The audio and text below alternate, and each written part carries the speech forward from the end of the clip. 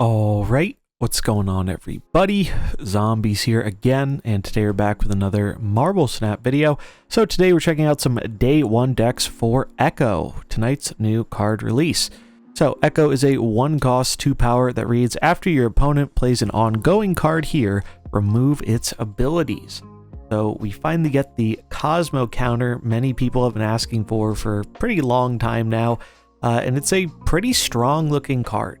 But is it worth your tokens or, in the new system, your spotlight caches? So I do want to pull up the caches here. The other cards available in the caches this week with Echo are going to be Iron Lad and Kang, as well as that Mystery Series 4 and 5 slot. So if you are interested in Echo and you have missed out on Iron Lad, maybe this week will be a bit extra appealing to you. Kang hasn't really done a whole lot in the game since his release, so I don't think that is going to be the one that's driving many people to open their caches this week, but maybe Echo and Lad together is enough for some folks. Tokens-wise, this is another Series 5 release. The other cards this month are going to be Series 4 releases.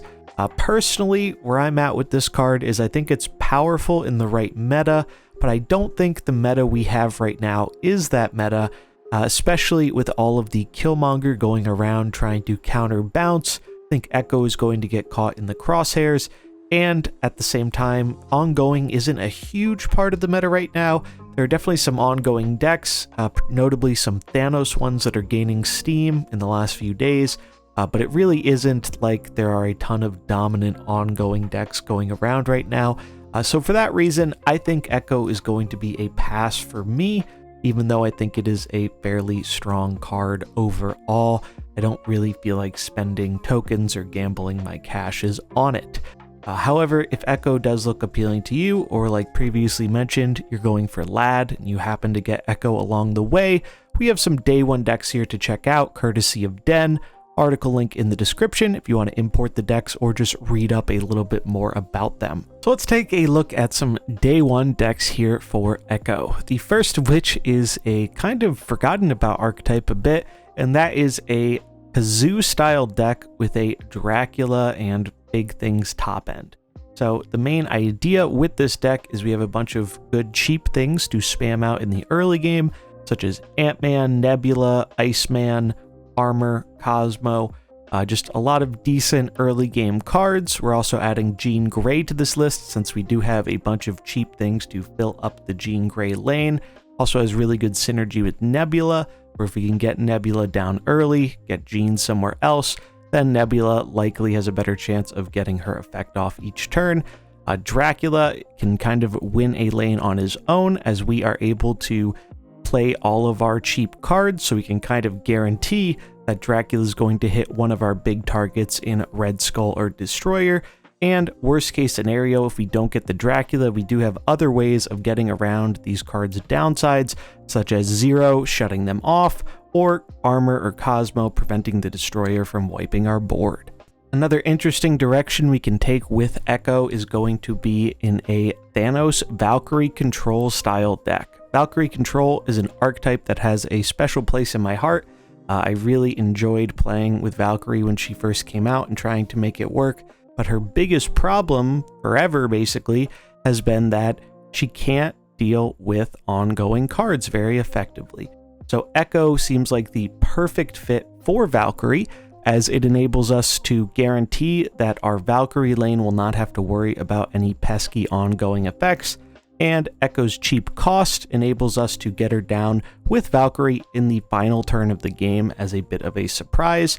So that's pretty cool. You could either set up early by playing Echo somewhere specific, or hold on to her for the final turn of the game with Valkyrie. We do have some more control-y elements here with Jean Grey and Professor X to limit where the opponent can play cards, Khazar to buff up all of our Thanos stones, as well as Ant-Man and Echo, and ways to get ahead in the Valkyrie lane with Ant-Man, Khazar buffs, Blue Marvel buffs, etc. And then Spectrum acts as another bomb at the end of the game, or if we're not going the Valk approach on the final turn, a lot of the cards in our deck have ongoing, so it adds a whole ton of stats onto the board. Next up is an archetype that was kind of forgotten about a while ago, and that is Toxic Sarah. So this deck tries to clog up the opponent's board by donating things like the Hood or the other half of Sentry. Wong ends up getting a bit better in this deck than he was previously, being used to combo with Hazmat and get a lot of stat points reduced for your opponent, while we're able to avoid that with either timing the positioning so our other cards reveal after Hazmat, or more simply just by playing our Luke Cage. Echo basically acts as a protection for Wong here, so we don't have to worry about any Cosmo shenanigans messing up our final turn of going off with a bunch of Hazmat procs. Then we have a Sand Ramp deck. The 1-drop in the Sand Ramp decks has been pretty heavily contested between Iceman, Nebula, and Spider-Ham, but we're trying Echo in this slot to act as some more Wong protection. Makes sense if you're trying to go the Black Panther route, also very beneficial with things like Doctor Doom and even Leader. And then last but not least, we have a Hela deck, and I think Hela might be the big winner for Echo, as Hela can put out some of the highest stats in the game if you're able to get the right sequence of cards off, particularly with Invisible Woman, MODOK, and Hela. But one problem this deck has always had is Invisible Woman obviously telegraphs what you're doing, so the opponent can just play a Cosmo in our lane and kind of ruin our whole day, and that can be especially problematic if they hold it until the end of the game and try and surprise us with it for more cube equity. Echo helps stop this, and we can effectively just curve out with it, where we can get Echo on 1 and Invisible Woman on 2, or since we aren't running any 3-drops in this deck, we can play them both on turn 3 to set up for future discards and our Hela without having to worry about anything going wrong.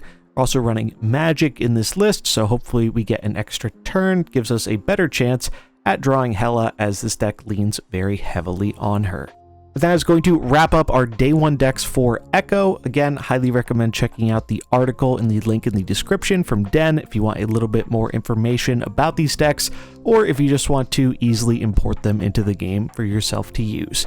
But that's going to wrap it up for this video. I hope you enjoyed it. If you did, remember to like and subscribe, and stay tuned here on Marvel Snap Zone for all your future Marvel Snap content. I'm Zombies, I hope you enjoyed it, and I'll catch you in the next one. Peace.